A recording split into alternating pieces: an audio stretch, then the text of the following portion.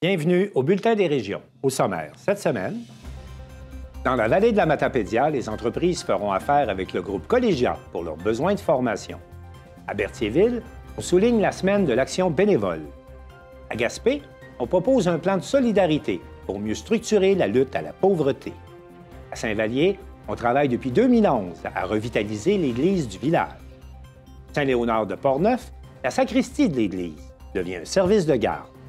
À Saint-Fabien, l'exposition L'homme comme un arbre du peintre Daisy Côté sera à l'affiche à compter du 5 mai. Et enfin, à Plessisville, on prépare la première édition de la Grande Rando le 17 juin prochain. Bonne émission!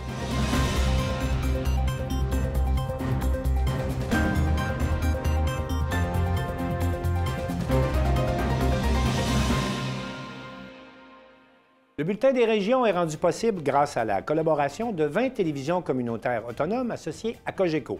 Vous verrez donc au cours de la prochaine heure des reportages qui vous parviennent de partout au Québec. Bonne émission.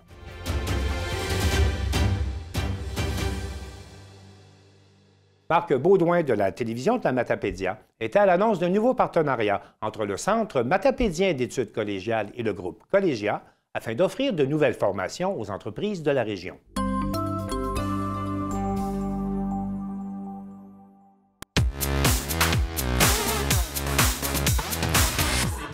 Le Centre matapédien d'études collégiales, en collaboration avec Groupe Collégia, est heureux de nous présenter une nouvelle offre de services pour la formation aux entreprises dans la MRC de la Matapédia. Et on vous fait découvrir en quoi ça consiste.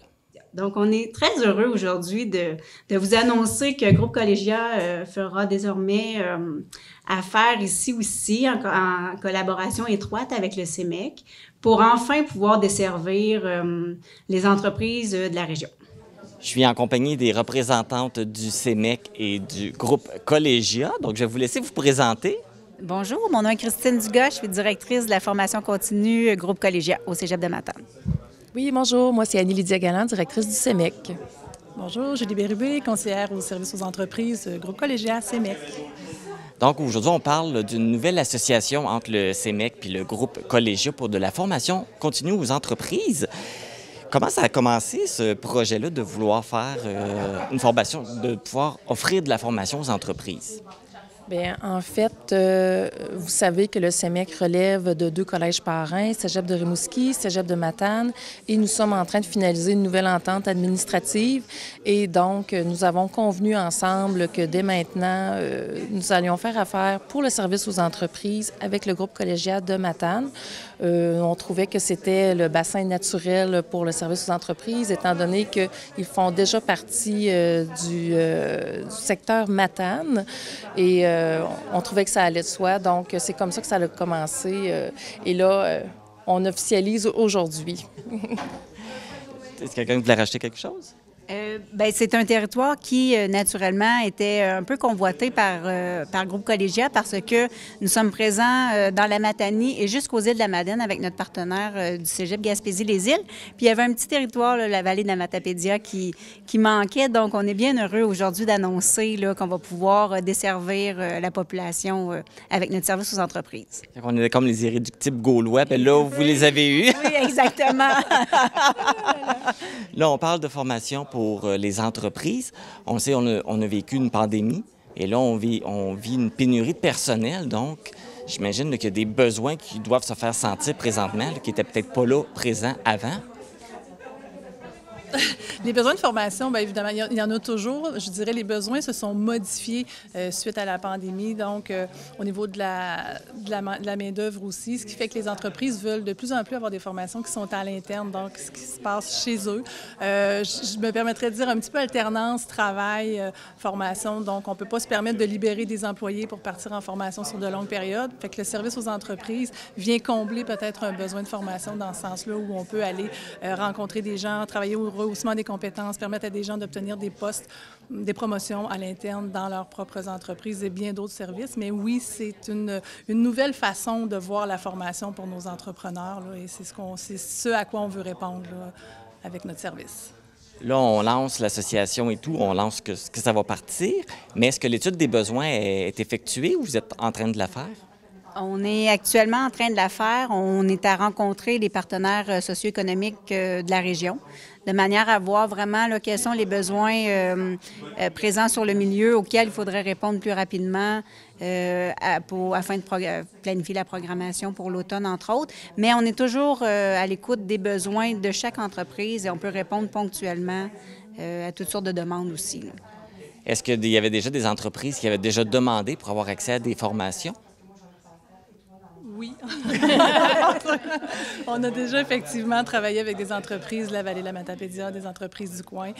Certaines, des fois des personnes qui se sont déplacées à Matane pour venir là, s'inscrire dans nos formations, des offres qui étaient intéressantes pour eux, qui ciblaient vraiment des besoins spécifiques. Et quelques entreprises, là, oui, qui ont fait affaire avec nous déjà. Ça fait qu'on a, je dirais pas qu'on connaît bien le marché, mais on a une idée un petit peu. Il y a des gens qui nous connaissent déjà. Donc, on souhaite aussi, à travers tout ça, que le bouche à oreille va faire son travail et va nous permettre d'accéder à plus d'entreprises là, dans la région. Puis maintenant, ce qui est intéressant aussi, c'est qu'au lieu de se déplacer à Matane, ils pourront, si le besoin est, se déplacer seulement au CEMEC à Amqui, là.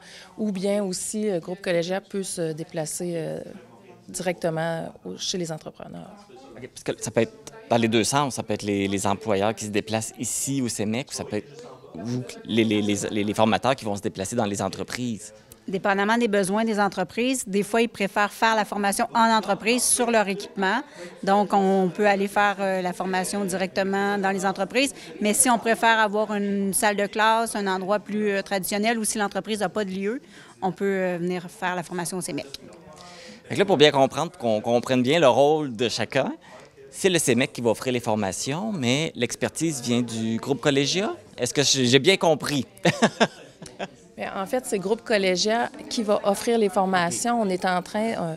ils ont déjà des enseignants qui offrent des formations, mais on peut aussi élargir et faire une petite recherche dans la vallée. Est-ce qu'il y a des gens qui pourraient donner certaines formations selon des besoins plus spécifiques? Alors, mais... Ce qu'il faut comprendre, c'est que vous avez un besoin, vous allez sur notre site Internet du CEMEC avec l'onglet « Services aux entreprises » pour aller chercher tout l'information, les offres qui sont offertes par groupe collégial ou bien directement téléphoner aussi au CEMEC.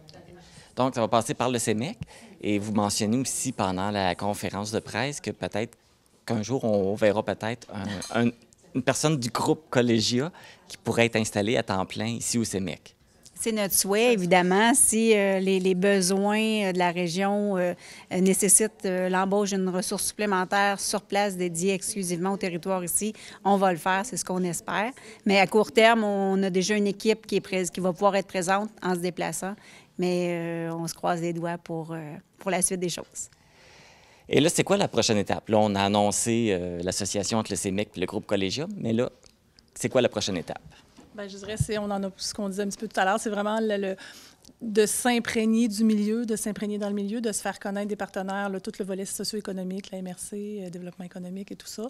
Donc, dans un premier temps. Dans un deuxième temps, je vous dirais, on travaille aussi à développer une banque de formateurs ou d'experts là, sur le secteur, parce que c'est toujours intéressant d'avoir des experts du secteur. Et on disait, bien, c'est sûr qu'avec le CEMEC, il y a des experts de contenu, il y a des spécialistes là, dans le CEMEC qu'on peut utiliser et qui seraient contents de faire cette formation-là aux entreprises. Et dans un troisième temps, bien, je dirais dans un troisième temps, mais qui est maintenant aussi, les entreprises qui ont des besoins dès maintenant peuvent quand même contacter déjà, là, d'aller sur le site et de nous contacter pour pouvoir voir si on est en mesure. Dans le sur-mesure, il y a des choses qu'on est capable d'offrir dès maintenant. Donc, à partir d'aujourd'hui, il y a des services qui peuvent être déployés, effectivement.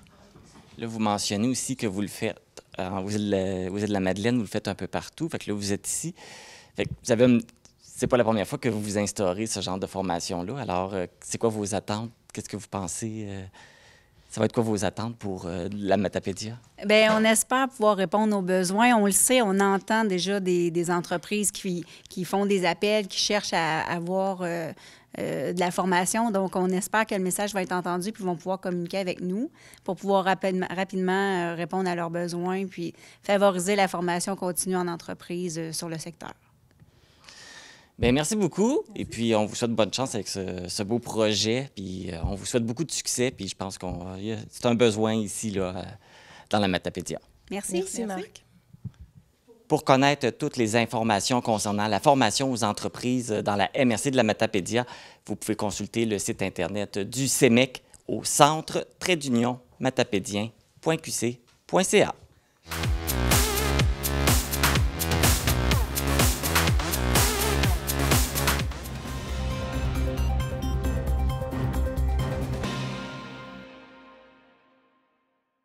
Du 16 au 22 avril, c'est la Semaine nationale de l'action bénévole et Alain Bellumeur de CTRB a rencontré Julie Morin du Centre d'action bénévole d'Autrey qui nous présente, statistiques à l'appui, l'importance des bénévoles dans nos communautés.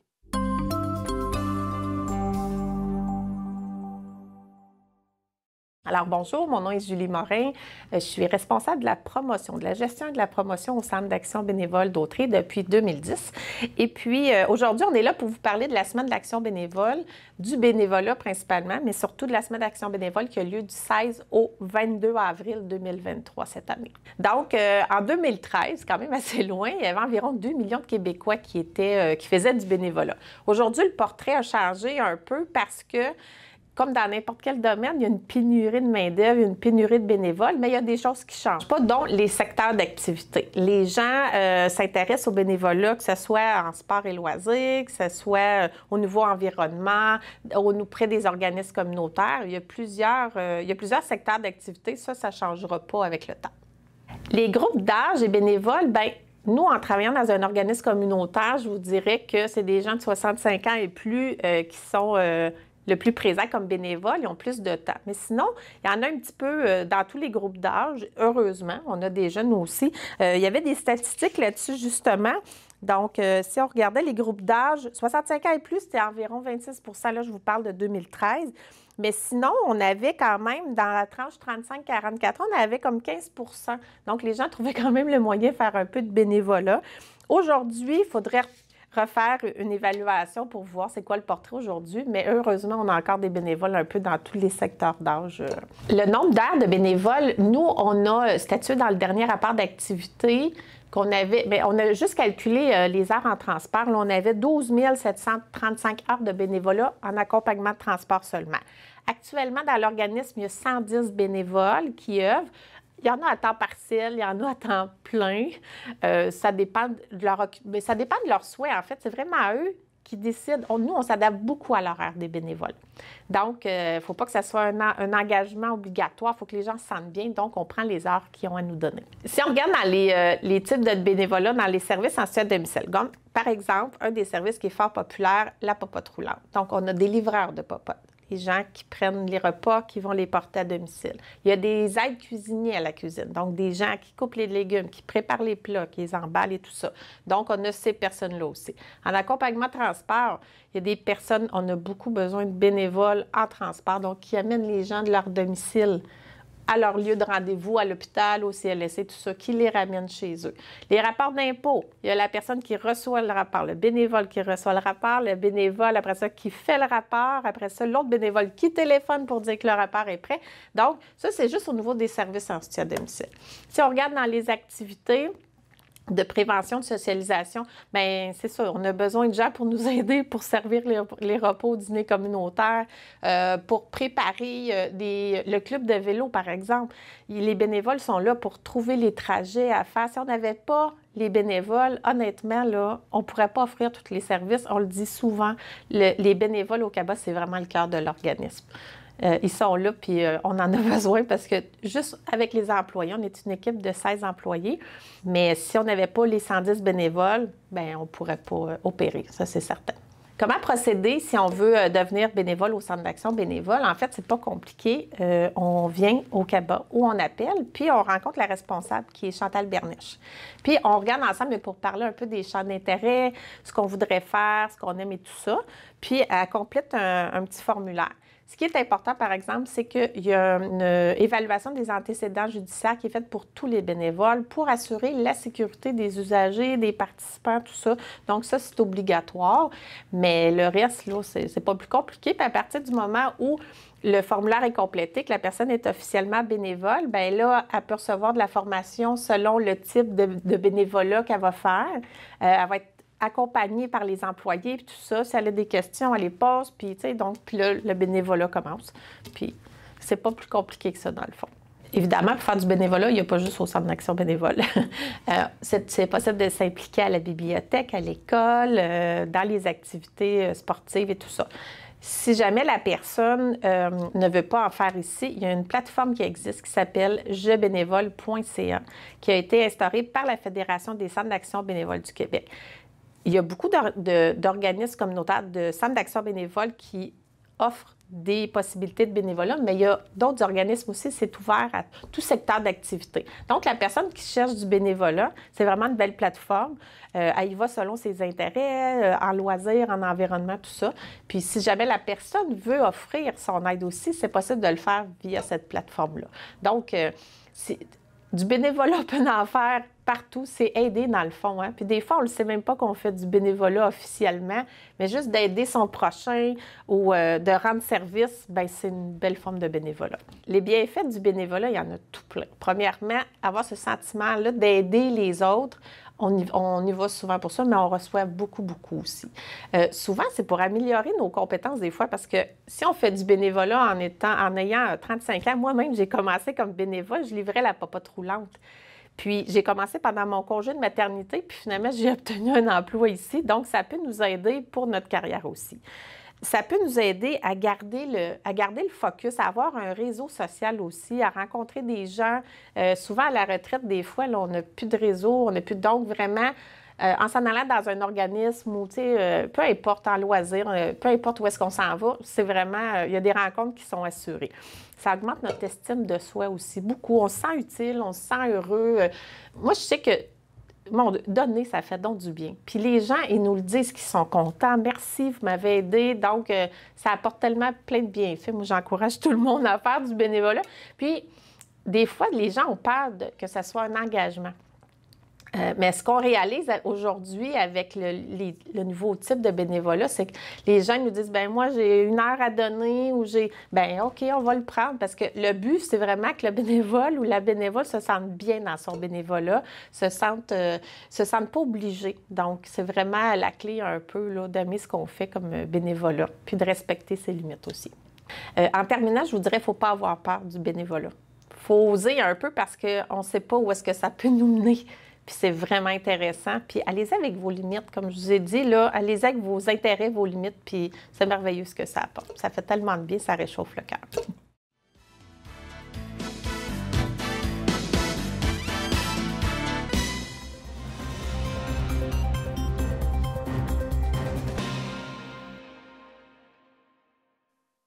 Suite au récent dépôt du budget provincial, Simon Bugeaud, qui est animateur de la zone communautaire à Télé-Gaspésie, s'entretient avec Jean-Claude Plourde, qui est le représentant de Solidarité Gaspésie. On parle de lutte à la pauvreté.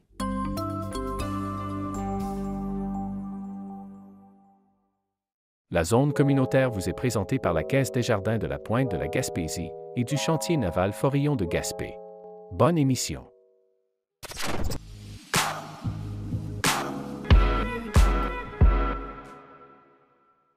Bonjour et bienvenue à la zone communautaire à Télé-Gaspé. Aujourd'hui, nous recevons M. Jean-Claude Plourde de Solidarité Gaspésie. Bonjour, M. Plourde. Bonjour. Alors aujourd'hui, vous venez nous parler de lutte à la pauvreté, d'exclusion sociale, mais surtout de votre réaction en tant qu'organisme là, suite au dernier budget du gouvernement du Québec. Ce qu'il faut voir, c'est que le programme ou le projet, le plan de lutte à la pauvreté, on va dire, au Québec, date depuis 20 ans. C'est une loi qui avait été adoptée à l'unanimité à l'Assemblée nationale. Et en arrière de ça, il y a plusieurs mesures dans les 20 dernières années qui nous ont permis justement de avoir des résultats par rapport à la lutte à la pauvreté. Sauf que dans le dernier budget Girard, il y a une mesure qui s'appelle les Alliances pour la solidarité, qu'on a perdu un investissement significatif qui remet en cause certaines actions au niveau local ou au niveau régional concernant la lutte à la pauvreté. Ces argents-là qui sont dans le budget ou qui ne sont plus, de quelle façon c'est distribué? Maintenant, c'est à travers les MRC, les différentes MRC? Le gouvernement du Québec a justement une mesure qui répartit au niveau de la région. La mesure qui a été prise au niveau de la Gaspésie, des Îles-de-la-Madeleine, c'est chacune des MRC reçoit une enveloppe et dans l'enveloppe, elle s'associe différents partenaires pour réaliser des activités de lutte à la pauvreté. Dans notre cas de la Gaspésie, c'est une mesure qui est novatrice où ce qu'on fait un plan de communauté annuel où il y a des activités qui permettent justement d'avoir des activités sur l'autonomie alimentaire, la sécurité alimentaire, l'aide à la lecture, des activités auprès de certaines clientèles jeunesse ou personnes âgées. 40 jours, cuisine collective. Il y a plusieurs activités, on va dire, qui justement interpellent plusieurs partenaires. On va dire, je pense entre autres à des écoles. L'école, on va dire, est impliquée, entre autres, dans la Côte-de-Gaspé, dans une activité d'aide à la lecture pour les enfants qui ne sont pas en milieu scolaire et qui ne sont pas non plus en garderie. C'est pour vous donner l'exemple comment est-ce qu'on travaille à l'amélioration des conditions pour justement que ces enfants-là réussissent à rentrer à l'école. Les régions sont très diversifiées. Il pourrait y avoir des avis qui disent, bon, mais tous ces programmes-là, ça coûte énormément cher aux citoyens payeurs de taxes. Est-ce que toutes ces mesures-là doivent exister? Est-ce qu'il y aurait des alternatives? Est-ce que le marché en soi du travail, de l'emploi, peut répondre aux différents besoins? Ce qu'on s'aperçoit, on va dire, puis dans le cas de la Gaspésie, on va dire, ce qui est différent de l'ensemble du Québec, c'est qu'on a des partenariats, on va dire, avec les MRC, avec les municipalités et même avec le privé pour faire justement certaines initiatives. Puis on pense, entre autres, on va dire, aux cuisines collectives, aux petits plats givrés.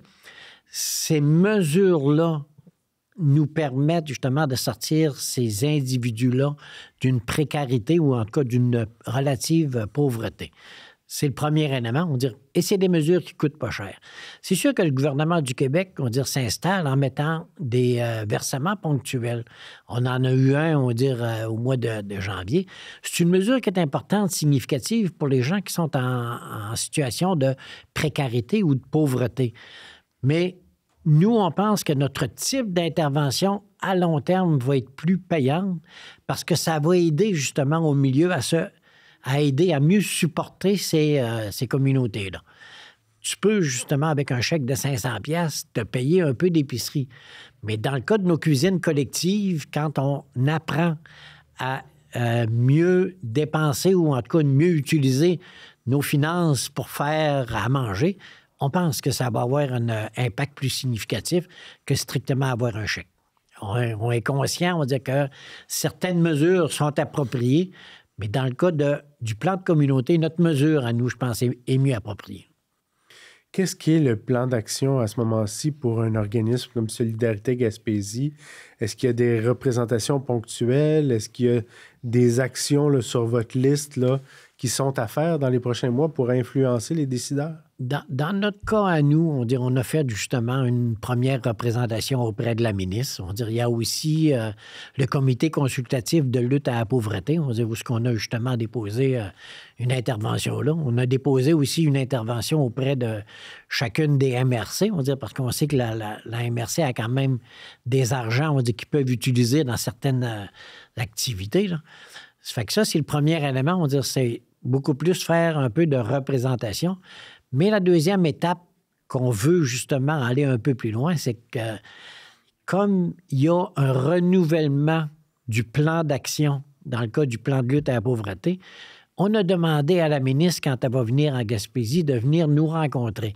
Pas juste de rencontrer les gens qui sont des organismes, mais de venir aussi rencontrer des citoyens pour entendre une voix citoyenne au regard de ce programme-là. Ça fait que là, on a fait la demande, on va dire, à la ministre, quand elle va venir en Gaspésie, de nous inviter à la rencontrer pour justement lui permettre de comprendre un peu c'est quoi les besoins. Vous parliez de la ministre Rouleau. Est-ce qu'elle n'a pas justement émis récemment un communiqué de presse pour répondre un peu à ces inquiétudes? avant-hier, on a eu une nouvelle, on dit qu'il y avait un montant d'argent de 26 millions pour l'ensemble du Québec. On n'a pas le montant qui va venir en Gaspésie. Mais quand on pense, on dit que par les années passées, c'était plus de l'ordre de 40 millions par année.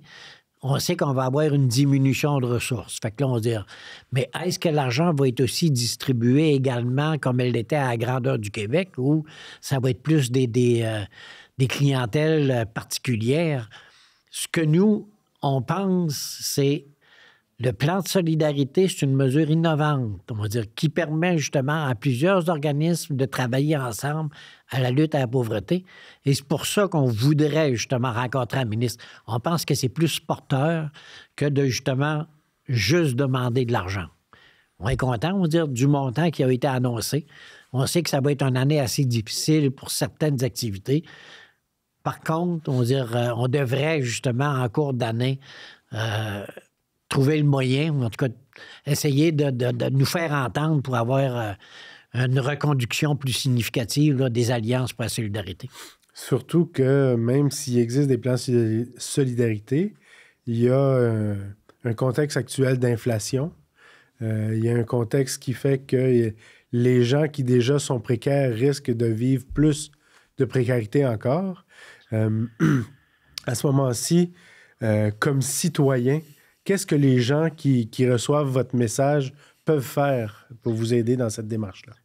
Bien, dans certains cas, on va dire c'est participer justement aux cuisines collectives, on va dire, parce que tu peux, comme citoyen, on va dire, ne pas être en situation de pauvreté ou de précarité, mais donner un peu de temps pour aider d'autres personnes, on va dire, à faire préparer des repas. On va dire, dans certains cas, on va dire, c'est des petits plats, faire de la distribution de petits plats congelés auprès des personnes âgées. On va dire, c'est des mesures qui aident, on va dire, à que le programme se réalise ou le projet se réalise, on va dire, qui ne demande pas nécessairement beaucoup d'argent.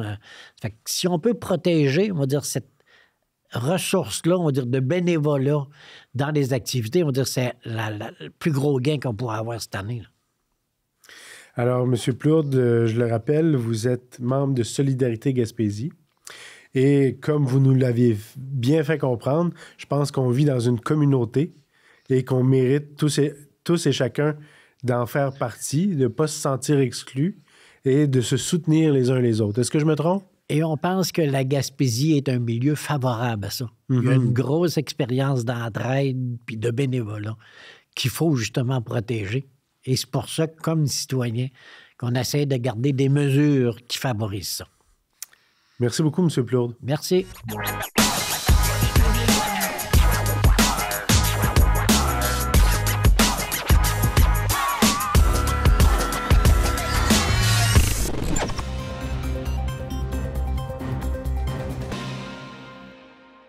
Marie-Ève Lamonde de CMA TV nous présente maintenant comment l'Église de Saint-Vallier a complètement changé de vocation tout en demeurant au centre de sa communauté.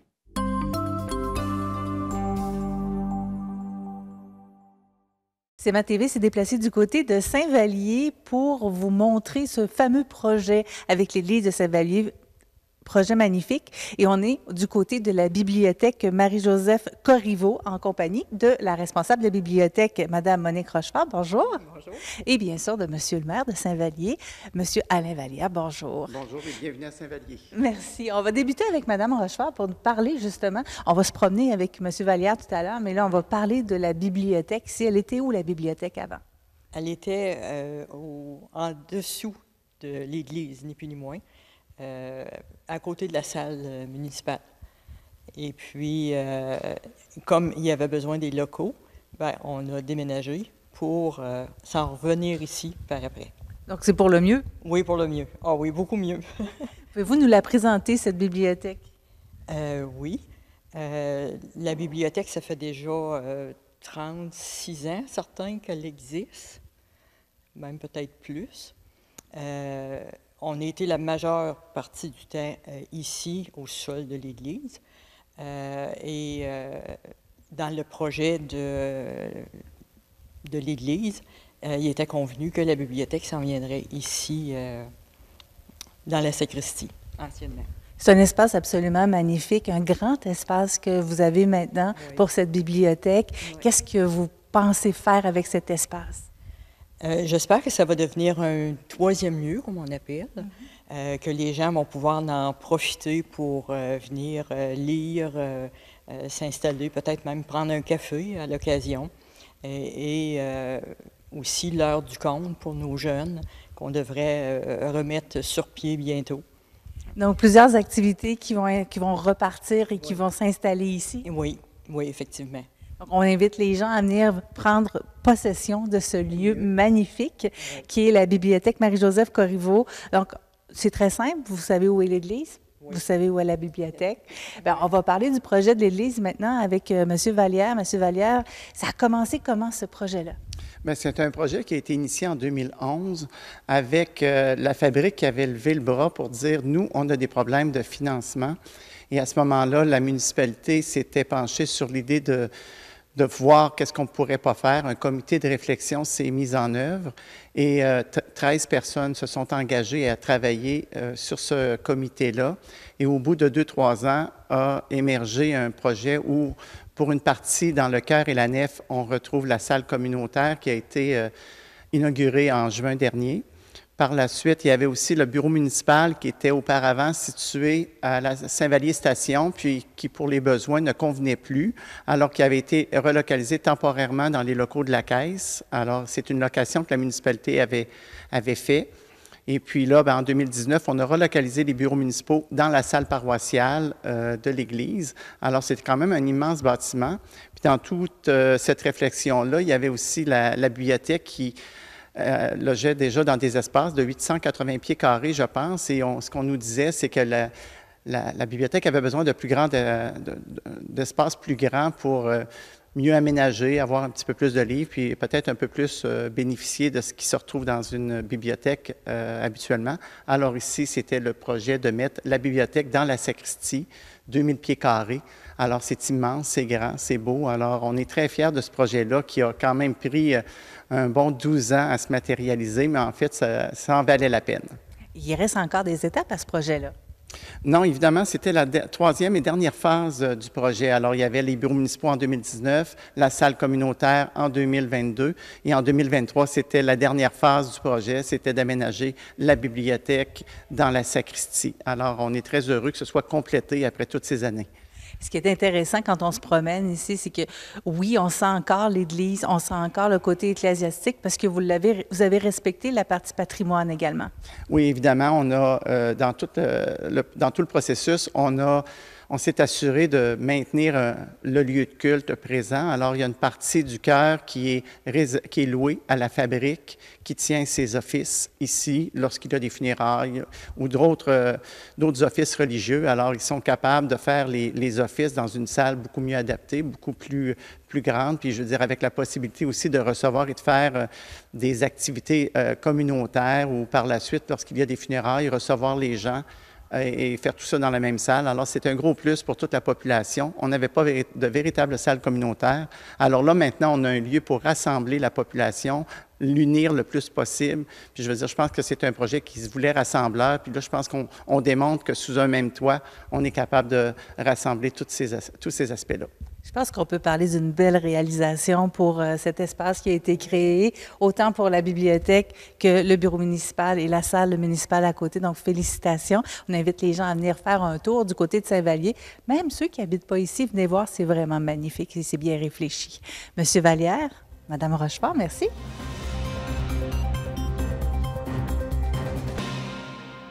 On vous présente maintenant un autre exemple de requalification d'une église avec un reportage de Danick Julien de CJSR qui nous dit comment la sacristie de l'église Saint-Léonard de Portneuf est maintenant devenue une garderie.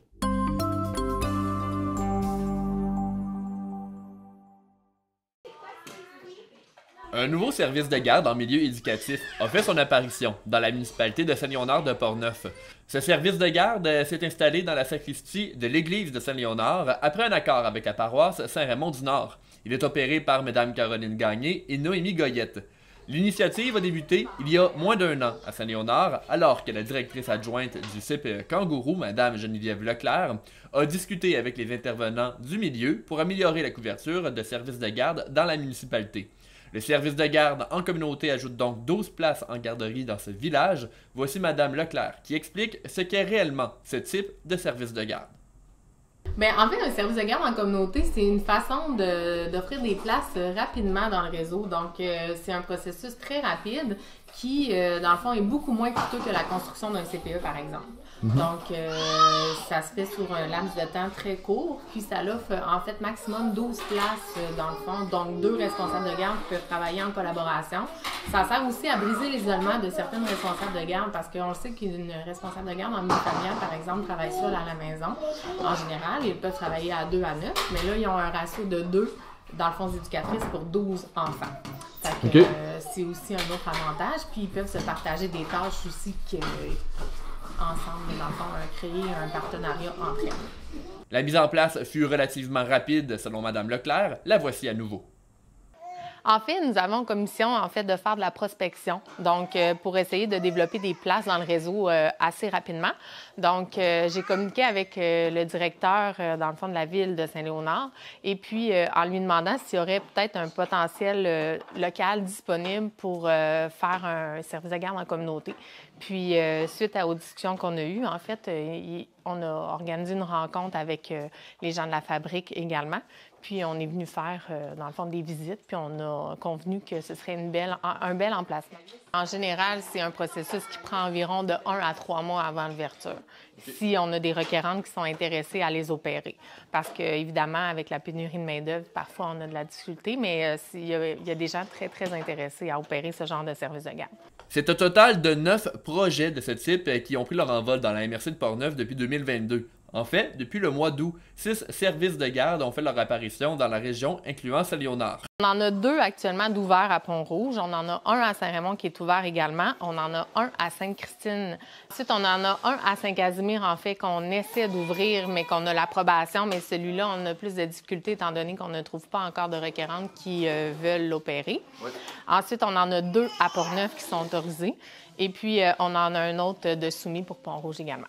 Si l'on revient directement à Saint-Léonard, le pourcentage de couverture pour les services de garde a augmenté brusquement avec ce nouveau service. En fait, on avait un taux de couverture selon les statistiques de la population, là, dans le fond du dernier recensement, de 48 % avant l'ouverture ici. Et puis, depuis qu'on a ouvert la sacristie, en fait, on est à un taux de couverture de 70 % selon les besoins là, de la population dans le secteur. Donc, avec ça, j'imagine qu'il va...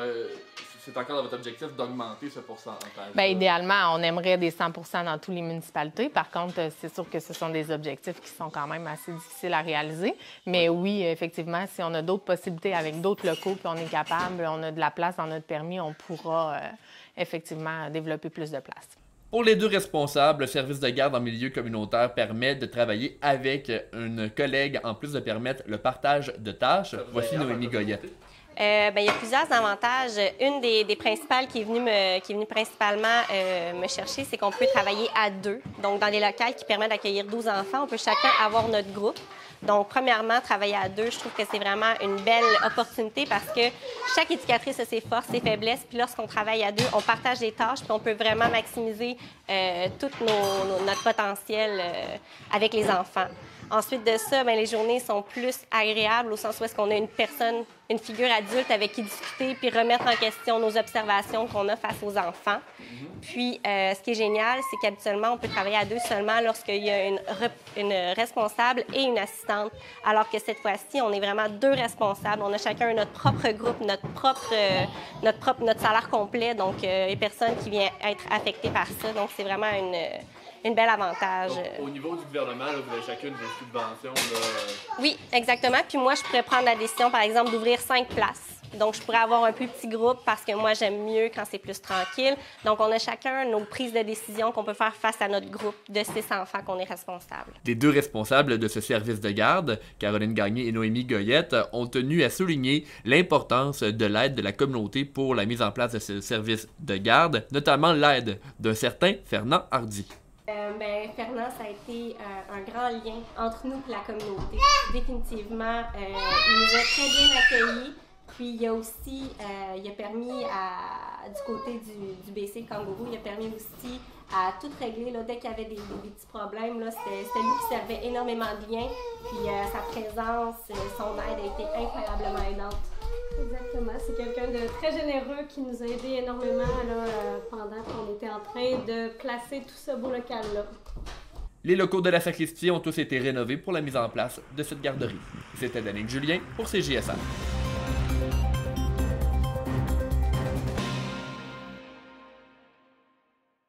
Marc-André Pépin de TCBH nous présente un reportage sur l'exposition « L'homme comme un arbre » qui sera à l'affiche à Saint-Fabien à compter du 5 mai prochain.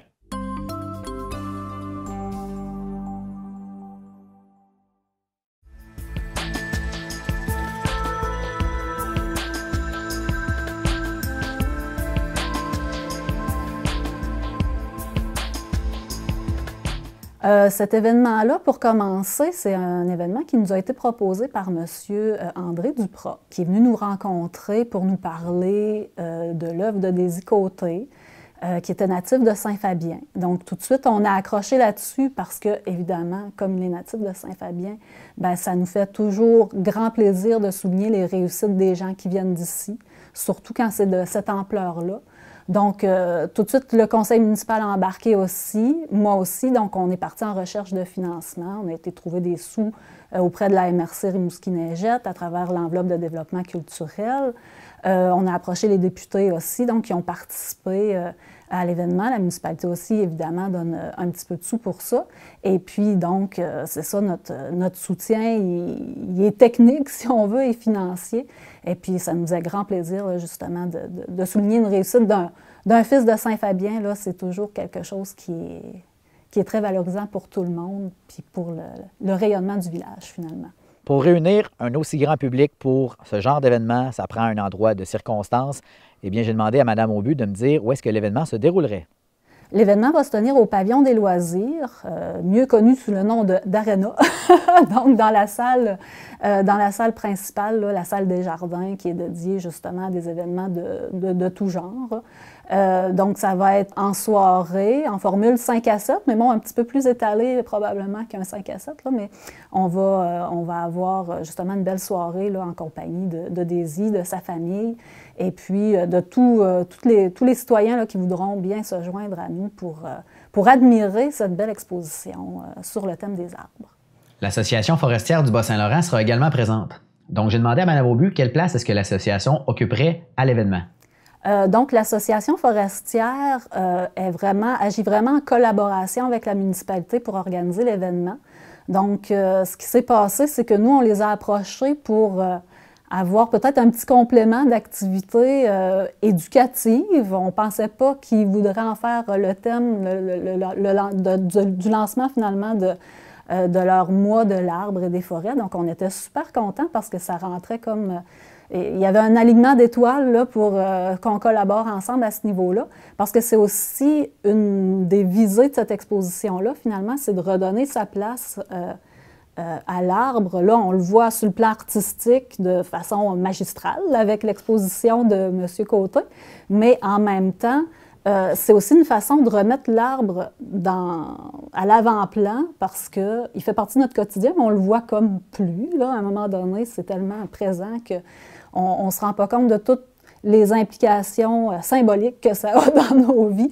Donc, c'est une façon aussi de reprendre conscience de ça à travers l'exposition, puis à travers justement cette participation-là de l'Association forestière Bas-Laurentienne, qu'on remercie d'ailleurs chaleureusement.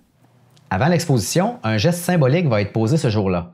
Donc, Mme Aubu nous en parle un peu plus en détail. Donc, avec M. Côté, on va planter un arbre à la bibliothèque municipale vers 16h30, là, le jour de l'événement, pour souligner justement, rendre concrète, si on veut, l'importance de l'arbre dans nos vies.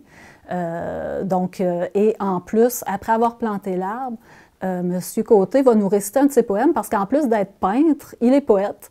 Donc, on va avoir l'honneur et le grand plaisir d'entendre un de ses poèmes là, qui est aussi en rapport avec l'arbre, mais je ne dirais pas lequel pour garder le suspense. M. Desy-Côté est originaire de Saint-Fabien. Puis là, il me dit par le fait même qu'aussi, c'est sa fête. Il fête ses 80 ans. Fait que je dis, ah oui? Ah bon? Fait que, et là, il me dit qu'il est en train de commencer à peindre des arbres. Fait que donc, j'ai dit, si on met tout ça ensemble, ça va faire un bel événement. Et puis, bon, comme toute exposition, il faut faire une recherche au point de départ pour préciser le thème. Et au point de départ, j'étais un peu sceptique parce que je me disais, les arbres, il y en a partout. En fin de compte, je me disais, est-ce que ça peut susciter un intérêt? Et c'est là que j'ai comme découvert que les arbres, on les voit, mais on ne les regarde pas tellement. Il y a une différence entre voir et regarder. Il faut prendre le temps de les découvrir, les arbres, de les apprécier et de les comprendre aussi, puis aussi de voir quel sens que ça peut avoir dans notre vie. C'est quoi la place des arbres? M. Desy-Côté a été fantastique dans le sens qu'il m'a amené à donner un sens aux arbres et aussi à trouver le titre de l'exposition, le thème de l'exposition. Et c'est là qu'il a sorti l'idée, il dit « L'homme comme un arbre ». Le thème n'est pas original. Okay. Dans la Bible, on présente l'homme comme un arbre. C'est de voir que c'est un thème fondamental. L'arbre est un végétal qui, veut dire, a une symbolique extraordinaire. L'arbre, ce n'est pas quelque chose de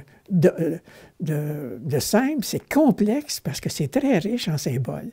Ça représente beaucoup de choses, ça représente aussi bien la nature, la vie, puis ça représente aussi l'homme jusqu'à certains points qui s'identifie à l'arbre. Ouais. Okay? Souvent, dans nos expressions, souvent on fait référence à un arbre, tu sais, veut dire « Ah, tu te protèges parce que tu as une bonne écorce. Tu sais, les branches, dans une discipline, il y a plusieurs branches. Tu sais, fait que donc, c'est un référent bien important. On va à ce moment-là demander aux gens une contribution symbolique, d'amener des petits bouts de branches. OK?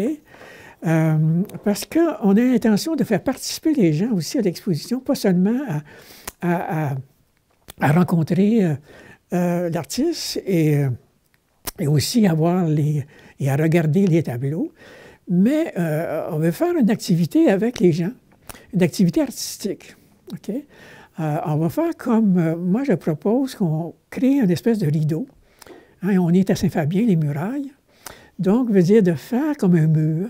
Ici, les gens pouvaient contribuer, emporter des petits bouts de bois qu'on va faire comme une cloison, okay, qui sépare l'exposition de la salle. Et là, ça va nous permettre aussi de faire quelque chose de plus intime. Puis ça va permettre aussi de créer une atmosphère d'un parcours dans un petit sentier et le voir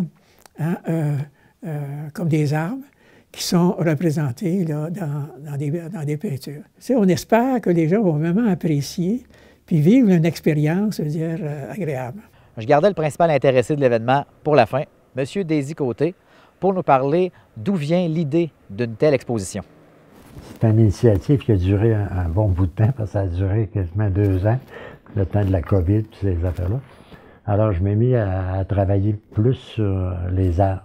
C'est tout sur des toiles marouflées, qu'on appelle. C'est qu'il y a déjà un après dans la préparation des toiles. Alors, je me sers du fond de la toile qui avait déjà été peinte des fois pour faire un genre de marouflage qui fait un genre de relief dans mes toiles. Fait que c'est un nouveau comme procédé. Fait que je m'étais ambitionné à travailler sur ça, à aller un petit peu plus loin. À ça, là, j'ai ajouté aussi des textes, des petits textes que j'avais préparés qui vont avec chaque arbre, puis tout ça. Fait que ça fait une série qui...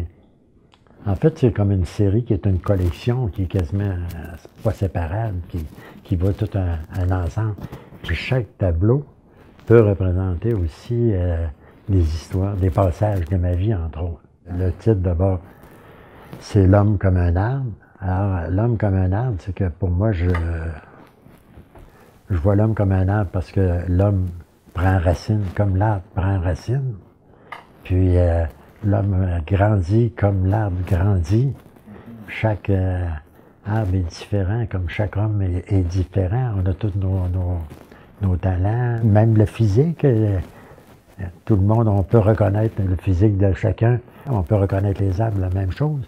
Il y a beaucoup de choses qui nous ramènent à l'arbre. Puis moi, l'arbre, je trouvais que c'est un peu... C'est mon histoire aussi. Puis j'ai toujours vécu, tu sais, en écoutant les arbres, en regardant les arbres. Puis même, on dit comme des chercheurs se disent ça aussi qu'il y a comme un langage qui se fait entre les arbres. Apparemment que les arbres peuvent se parler, se comprendre entre eux autres. Comme nous autres, on essaye de se comprendre entre nous autres. Ce sera donc un rendez-vous le 5 mai prochain à 16h30 à la bibliothèque Jovette Bernier de Saint-Fabien pour une plantation symbolique d'arbres. Puis tout le monde se rend au Centre des loisirs pour la soirée d'exposition.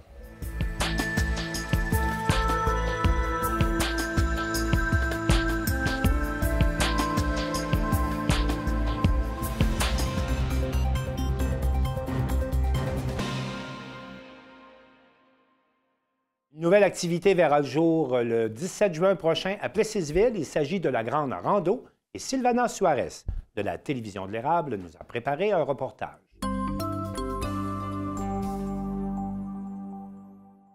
La ville et la paroisse de Plessisville annoncent les détails de cette première édition de l'événement estival et nous sommes dans le carrefour de l'Érable pour nous informer.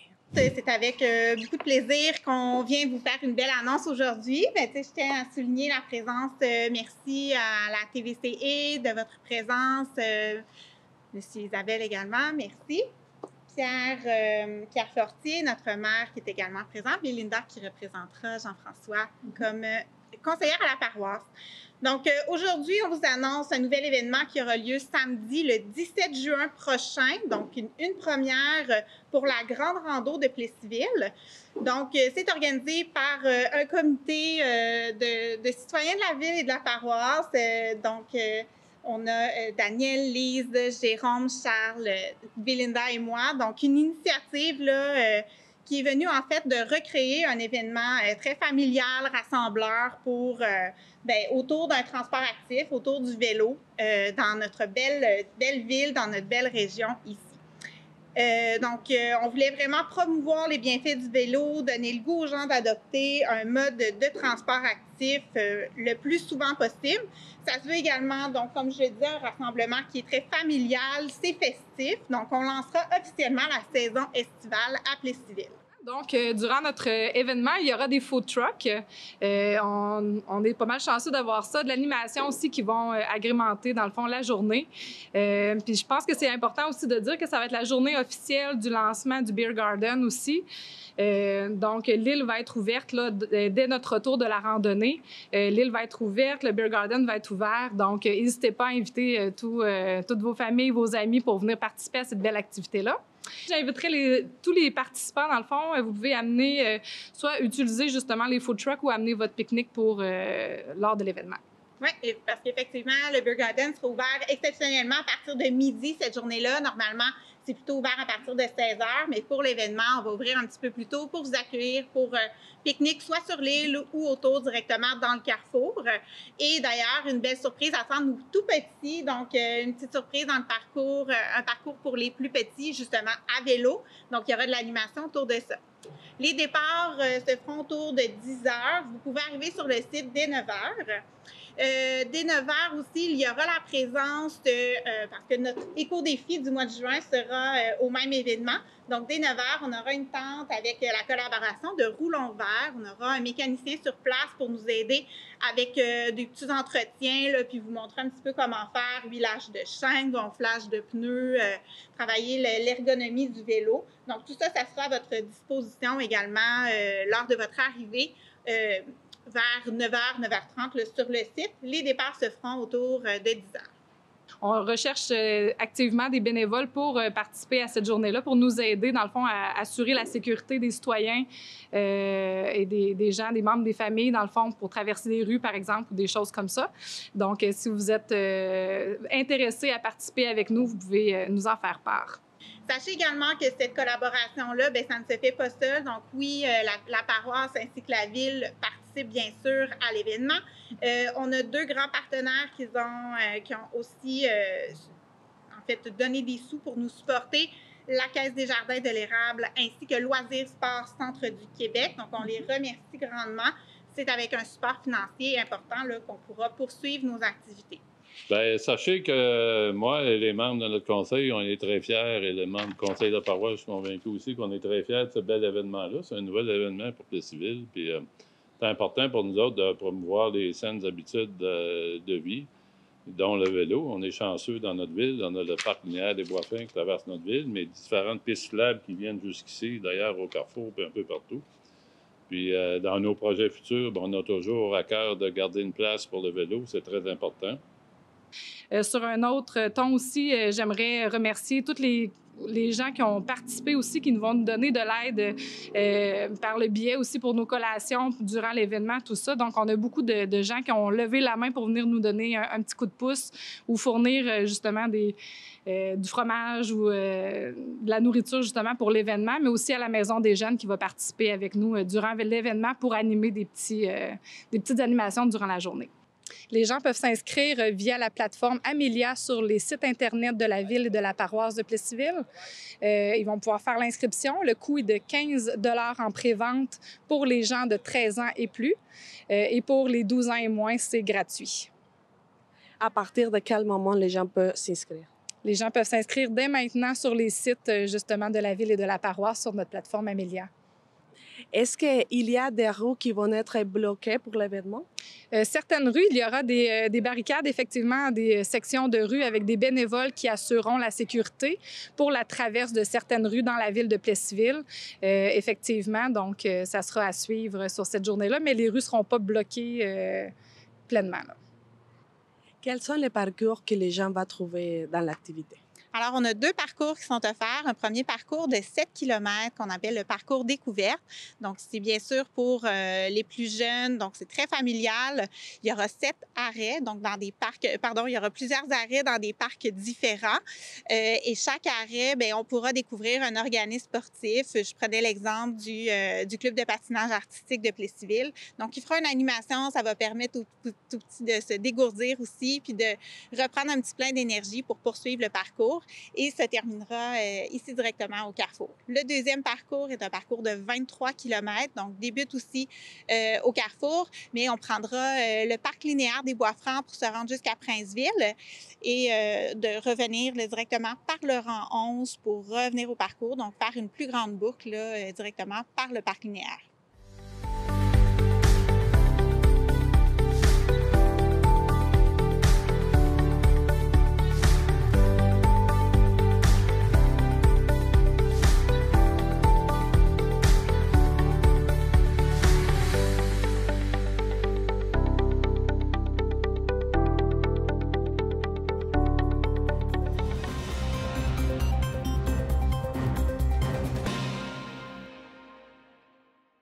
C'est tout pour le Bulletin des régions. Cette semaine, on espère que ça vous a plu. Je remercie toutes les télévisions participantes et je vous dis à la prochaine.